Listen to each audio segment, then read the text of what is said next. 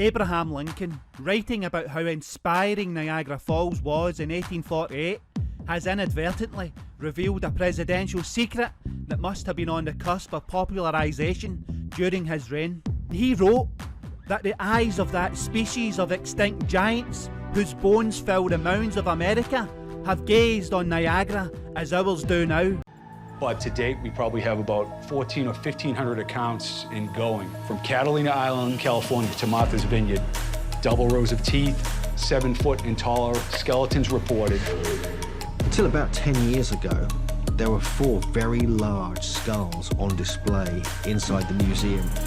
And these were then removed, ceremonially buried. It's not just newspaper accounts. George Washington reported giant bones in Virginia. Even Abraham Lincoln talked about the discovery of giant bones. This civilization radiated out from the Ohio River Valley, built geometric forms in massive pyramid-like structures, burial mounds. The Native Americans spoke of an ancient enemy. It was oftentimes portrayed as a cannibalistic race of giants. Every culture around the world has myths and legends about giants. You have Goliath, the Titans, the Cyclops or Grendel, Paul Bunyan and Jack and the Beanstalk.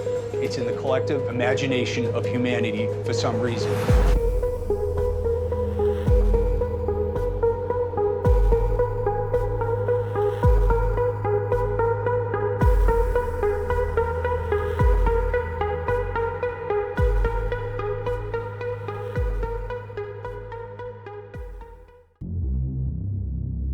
My dad and I had the awesome chance to visit the Etowah Indian Mounds in northern Georgia.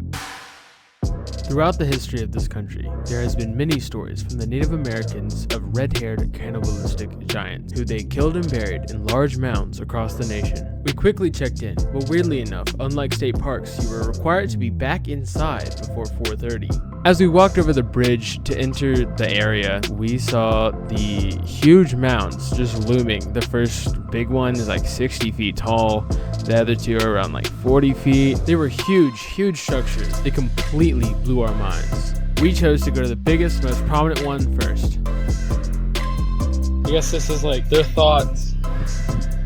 Thinking it's like the city or whatever, where they build their city, their capital and stuff, and they worship their gods here. Supposedly, it's interesting. And even if this was where they built their village, what are the small mountains? That's what I wanted to know. That's what looks really suspicious. From what we know, after facing many giant threats, the Indians would bury their adversaries after they had slaughtered them. I guess there used to be stairs actually, like actual stairs. That's what it said inside. So that's interesting. This is kind of like the closest we're gonna get to like the Mesopotamian temples. Not the Mesopotamian, but like the South American. Ooh, ceremonies and games. What kind of ceremonies are we talking about? Says they just played games here. Not. I don't think they're playing Monopoly. Yeah, I wanted to know what kind of. It said ceremonies, and I was like, what do you mean by that? I don't know. Interesting. Look at that. That's wild. That's huge. That's crazy. So they did a little bit of excavation, but I don't know if they'd actually tell us what they excavated. It does look like a ziggurat. Looks like a cheaper knockoff ziggurat. Yeah. Says the Temple Mound. That's interesting. Yeah. Weird. Made like a ziggurat. Pretty cool.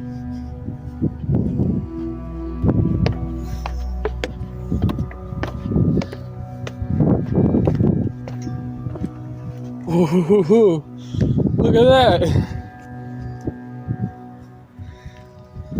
So either we're close to where the giants were buried, or they were buried right under us. There ain't no giants in this one. You don't think so?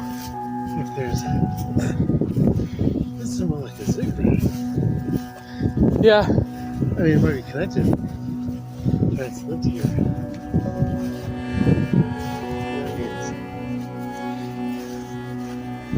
If this part, so this part may have been the ziggurat, kind of ish. Okay, what are these two smaller ones?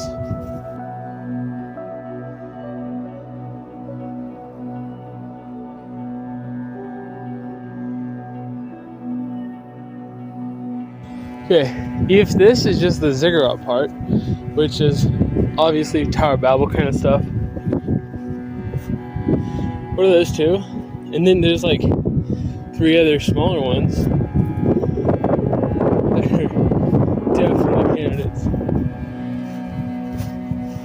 Look at all that, look at that.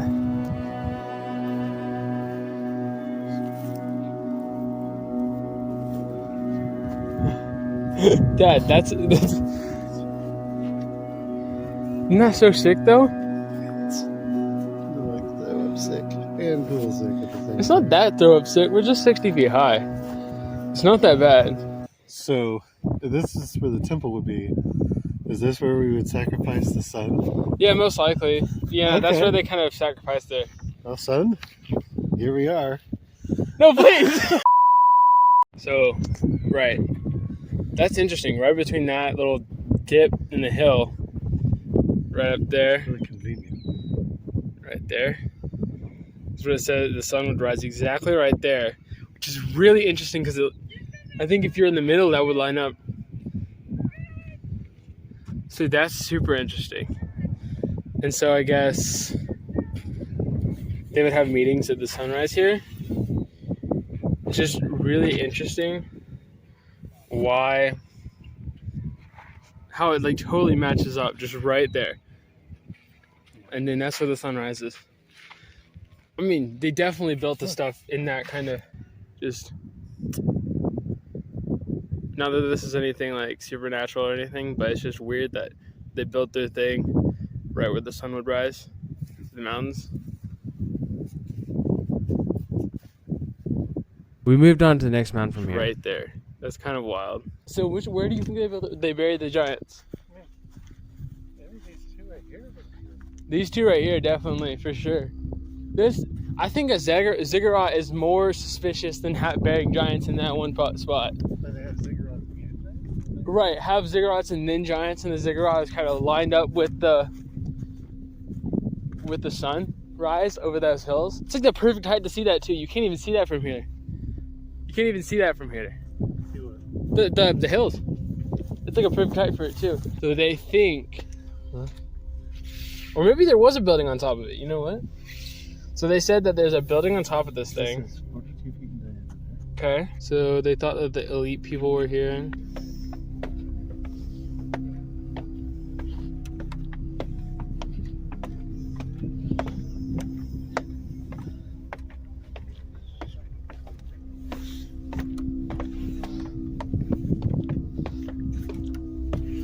Yeah, this is a lot smaller.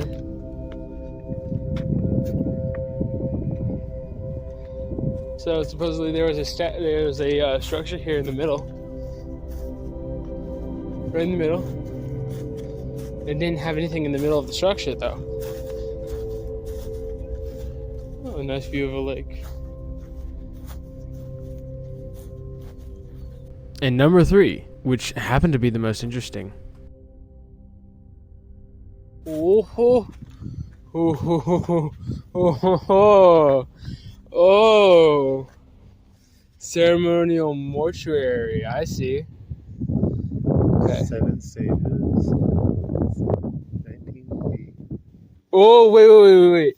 Okay. In 1990, George Bush signed into law the Native American Graves Protection and Repatriation.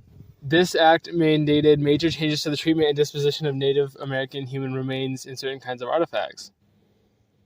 Do you really think that was just to protect Indian bodies? Just that. George Bush? That's obviously so sketchy. They make it sound all nice. It's probably like some evil word. Nagbra. This is, if not those two, this one is for sure.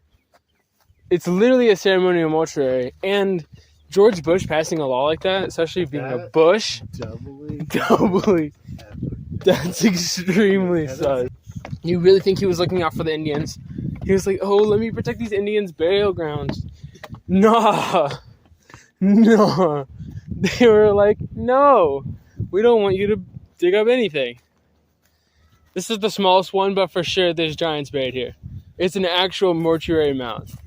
We also proceeded to declare Jesus is Lord on the top of a giant's burial mound, because why not? But do you want to do it like in the jelly bean in the jar kind of game? How many giants do you think we can fit in this mound? And then divide it by 7, and we'll find out how many were in each building. I doubt that the answer's written on the back of the mound. It's written on the back of the mound. Here's some fire pics we got real quick. Alright, here's the main mound again. But it has like 3 levels here. Right there. Very much like a ziggurat structure. Tower of Babel confirmed. What you're seeing right now is a panoramic shot that we took of the place where the Indians got their dirt from. Sorry we didn't get a picture of the sign, but this is where they got all their dirt from. And they kind of turned it into a wilderness preserve to keep the animals safe. So this is a trench that goes all the way around over to the river in this direction over there. They clearly would have had to dig out all of this and then put it in one of these these mounds over here. But then you have the basin, which they clearly dug out according to that thing, and probably put it right there. Another interesting story that the Indians would talk about is the Wendigo. And the Wendigo, I guess, according to their lore, was a flesh-eating witch doctor who gave their soul up and was able to shapeshift into animals. And they were able to mimic other humans' voices, I guess. Like in the movie Predator, and that guy that kills the scorpion on that guy's shoulder. After saying thank you, the man's like, anytime. And the Predator says, anytime. Yeah, this is a lot smaller. Did you hear that? Yeah. Yeah, this is a lot smaller. There it was again. It didn't have anything in the middle of the trip. It's right behind us. No! Thank you guys for watching this video. If you want me to do something else like this, please let me know in the comments down below.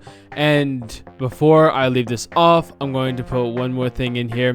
When we were recording that funny little skit with the Wendigo or the Skinwalkers, right before I said that they could imitate human voices, we heard this sound. Was able to shapeshift into animals, and they were able to. This could have been nothing, but the entire time we really hadn't heard any birds making any noise until that moment. So if there was a bird, that was the only time we heard a bird. So it was really weird. Maybe we didn't see a Bigfoot, but what really matters is the friends we made along the way. I'm just kidding. Guys, please! Anyway, thank you guys for watching. I'll see you guys in the next one.